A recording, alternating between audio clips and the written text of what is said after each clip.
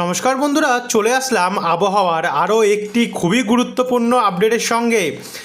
বঙ্গোপসাগরের নিম্নচাপ ইতিমধ্যে ভারতের দক্ষিণ পূর্ব উপকূলে গিয়ে আছড়ে পড়েছে, যার কারণে তামিলনাড়ু, চেন্নাই, নাল্লোর, পাদুচেরি, বিজয়ওয়াড়া, অন্ধ্রপ্রদেশের দক্ষিণ উপকূল থেকে বিভিন্ন জায়গায় জায়গায় কিন্তু ঘন কালো মেঘে ঢেকে যাচ্ছে। একই সঙ্গে বজ্রপাত সমেত কিন্তু বৃষ্টিরও পরিস্থিতি এই দিকগুলোতে তৈরি হয়েছে।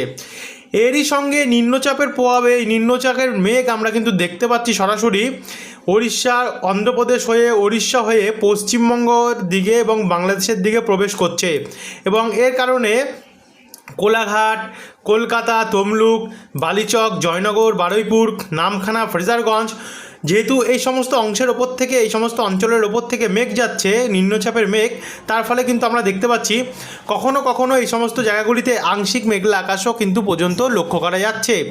দেখুন, এই মেঘ কিন্তু সরাসরি প্রবেশ করছে এই নতুন নিম্নচাপ থেকে, এবং আস্তে আস্তে করে কিন্তু বাংলার থেকে পুরো অর্থাৎ উত্তর পূর্ব দিক বরাবর কিন্তু এই মেঘ এগোচ্ছে, এবং আজ সারাদিন এমনই হতে থাকবে।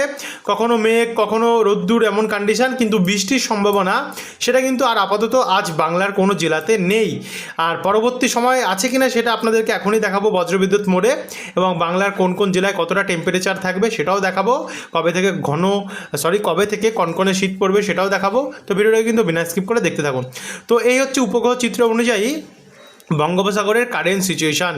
এবারে যদি আমরা একটু ওপারের দিকে যাই, তাহলে কিন্তু ইতিমধ্যেই যে ঘূর্ণিঝড়টা তৈরি হয়েছিল ইংজিং, সেই ঘূর্ণিঝড় কিন্তু আপাতত আর তেমন আর শক্তি নেই, অনেকটা শক্তি হারিয়ে ফেলেছে।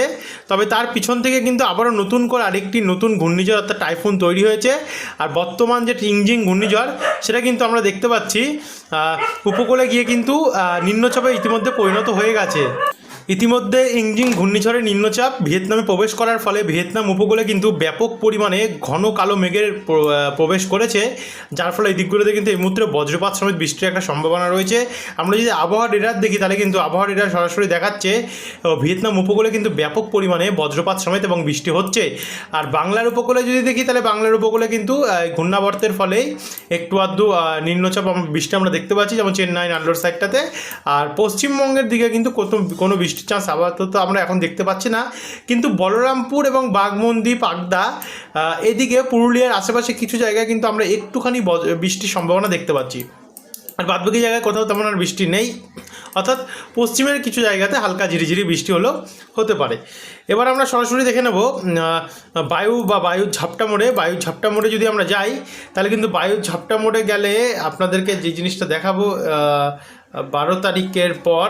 তো 12 তারিখ থেকে কিন্তু দেখুন নতুন করে আবারও একটি নতুন ঘূর্ণিঝড় তৈরি হয়েছে। যে ঘূর্ণিঝড়টা আপাতত এখন আপনাদেরকে আমরা নাম বলছি না, যেহেতু এটাতে এখন অনেকটা কারেকশান বাকি আছে। তো যদি দেখি আমরা কোনো রকমভাবে এটা পরবর্তী সময় ঘূর্ণিঝড়ের সম্ভাবনা প্রবল হয়ে উঠেছে, যেহেতু এখন এটি একটি সম্ভাবনার ব্যাপারটাই রয়েছে। যদি 100% ঘূর্ণিঝড় হয়, তখনই কিন্তু আপনাদেরকে আমরা নতুন আপডেটের মাধ্যমে দেখাবো পরবর্তী সময়।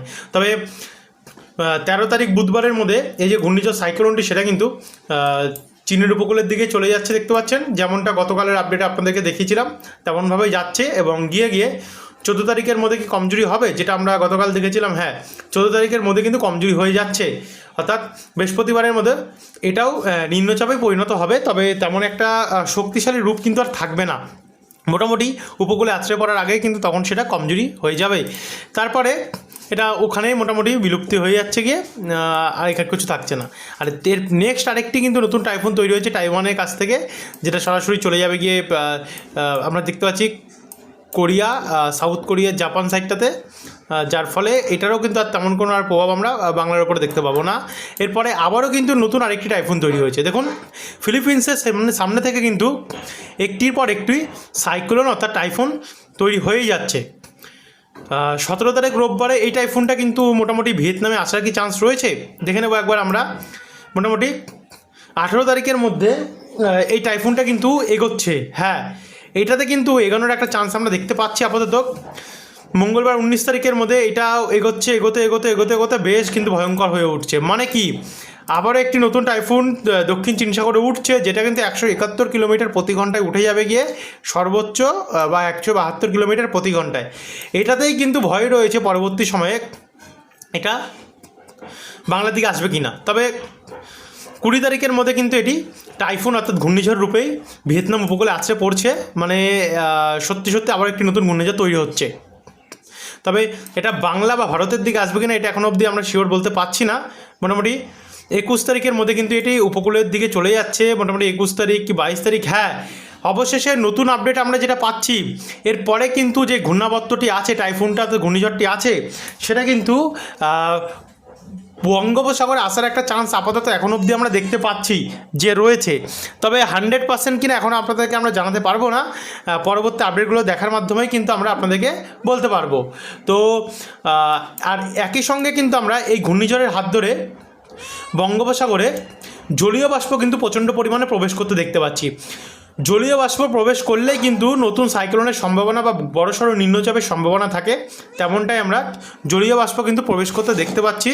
এখন অবধি 100% ঠিক নয় যে এখানে কোনো ঘূর্ণিঝড় হবে কি না, কিন্তু বঙ্গোপসাগরে এই দেখুন ঘূর্ণাবর্ত আবারও তৈরি হচ্ছে। বঙ্গোপসাগর সংলগ্ন ভারত মহাসাগরের সামনে নতুন করে একটি সাইক্লোনিক সার্কুলেশন অর্থাৎ নিম্নচাপ ঘূর্ণাবর্ত কিন্তু তৈরি হচ্ছে। দেখা যাক পরবর্তীকালে এটা কী হয়, এটা ভারতের দিকে আসে কি না। যদি আসে পরবর্তী আপডেটগুলোতে আপনাদেরকে দেখিয়ে দেবো। এবারে আমরা সরাসরি চলে যাবো বজ্রবিদ্যুৎ মোড়ে। পরবর্তী 10 দিন বজ্রবিদ্যুৎ মোড কী বলছে, কোনো বৃষ্টির চান্স রয়েছে কিনা। দেখুন, যেহেতু নতুন ঘূর্ণিঝড় এই জায়গাটা তৈরি হয়েছে, তার কারণে কিন্তু আমরা এই জায়গাটাতে কিন্তু বৃষ্টির সম্ভাবনা দেখতে পাচ্ছি। কিন্তু বাংলার দিকে কিন্তু আপাতত কোনো বৃষ্টি নেই। 21 তারিখেও কোনো কিছু নেই, 20 তারিখেও কিছু নেই, 19 তারিখেও আপাতত কোনো বৃষ্টি দেখতে পাচ্ছি না। 18 তারিখ অর্থাৎ সোমবারেও আমরা কিছু দেখতে পাচ্ছি না। রোববারে 17 তারিখেও আমরা কিন্তু কিছু দেখতে পাচ্ছি না। আর এরপরে আমরা 16 তারিখ শনিবারেও আমরা কিন্তু কিছু দেখতে পাচ্ছি না। শুক্রবার 15 তারিখ সেখানেও কিছু নেই। আর বুধবার 13 তারিখ সে সময় আমরা কিন্তু কিছু দেখতে পাচ্ছি না। এবং 11 তারিখ 12 তারিখ তো কিছু নেই। আপনাদেরকে শুরুতেই বলে দিয়েছিলাম যে বৃষ্টিটা বাংলার উপর হওয়ার কথা ছিল সেটা কিন্তু আর আপাতত নেই, পুরোটাই চলে গেছে ভারতের দক্ষিণ পূর্ব উপকূলের দিকটাতে, অর্থাৎ বাংলা পুরো পরিষ্কারই রয়েছে আগামী 10 দিন। এরপরে আমরা সরাসরি চলে যাব তাপমাত্রা মোডে।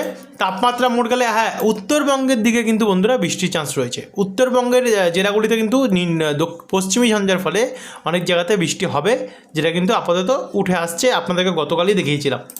তবে এবারে আমরা টেম্পারেচার দেখতে থাকবো যে কোথায় কত ডিগ্রি নামবে। দেখুন, আজ মোটামুটি এখন টেম্পারেচার রয়েছে 24 থেকে 30-এর মধ্যে, কিন্তু আগামীকাল ভোরবেলা যখন হবে এটা কিন্তু 20 ডিগ্রিতে নেমে যাবে দেখতে পাচ্ছেন, এবং কোথাও 19 ডিগ্রিও নামবে বাংলার, এবং বাংলাদেশেও সেম কন্ডিশন থাকবে। এরপর আমরা যদি 14 তারিখ দেখি অর্থাৎ বৃহস্পতিবারের মধ্যেও কিন্তু সর্বোচ্চ টেম্পারেচার আমরা সর্বনিম্ন টেম্পারেচার দেখতে পাচ্ছি ওই 20 ডিগ্রির মধ্যে থাকবে। শুক্রবার 15 তারিখের মধ্যে কিন্তু 14 ডিগ্রি টেম্পারেচার আমরা দেখতে পাচ্ছি, এটি নামবে, 19 ডিগ্রি টেম্পারেচারে নামবে। এবং এরপরে আমরা শনিবার 16 তারিখেও সর্বনিম্ন টেম্পারেচার আমরা দেখতে পাচ্ছি 19 ডিগ্রির মধ্যে নামছে, সেটা পশ্চিমবঙ্গ এবং বাংলাদেশের বিভিন্ন জায়গায় এবং কোথাও 18 ডিগ্রি অর্থাৎ সর্বনিম্ন টেম্পারেচার কিন্তু নামবে। রোববার 17 তারিখে যদি আমরা দেখি তাহলে কিন্তু সেই সময় 18 ডিগ্রি এবং কোথাও 15 ডিগ্রি অবধি টেম্পারেচার নামবে। বাঁকুড়া, পুরুলিয়া, কাটোয়া এদিকগুলোতে কিন্তু কলকাতার দিকে 17, কোথাও 18 অবধি থাকতে পারে। এরপরে আমরা সোমবার আমরা যদি যাই, সোমবারেও কিন্তু 17 ডিগ্রি থাকছে এবং কোথাও 15-16 এমন থাকবে। মঙ্গলবার 19 তারিখেও আমরা কলকাতার টেম্পারেচার 16 ডিগ্রি দেখতে পাচ্ছি, অর্থাৎ কমবে কিন্তু কলকাতার টেম্পারেচার অনেকটা, এবং পুরুলিয়ার দিকে কিন্তু 14 ডিগ্রি অবধি টেম্পারেচার নামবে। আর সেম কন্ডিশান কিন্তু বাংলাদেশেও দেখতে পাচ্ছেন 16, 17, রংপুর, ঢাকা এদিকগুলোতে সেম টেম্পারেচার কিন্তু আমরা দেখতে পাচ্ছি 15, 16, 17 খড়গপুর এই জায়গাটা থাকবে। বুধবারে যদি আমরা দেখি, বুধবারেও কিন্তু 16, তারপর 15 এমন থাকবে, এবং বাংলাদেশও সেম, এবং ত্রিপুরাতেও সেম কন্ডিশন, এবং উত্তরবঙ্গ তো দার্জিলিং সাইডে ভালোই তাপমাত্রা একটা নামবে, আর সিকিম সাইডে কিন্তু তুষারপাতের সম্ভাবনা রয়েছে।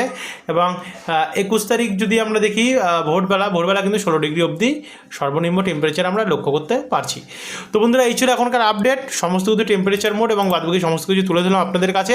এরপরে যদি আরও নতুন পরিবর্তন ঘটে অবশ্যই নতুন বিকেলের আপডেটে আপনাদের কাছে তুলে ধরবো। ধন্যবাদ।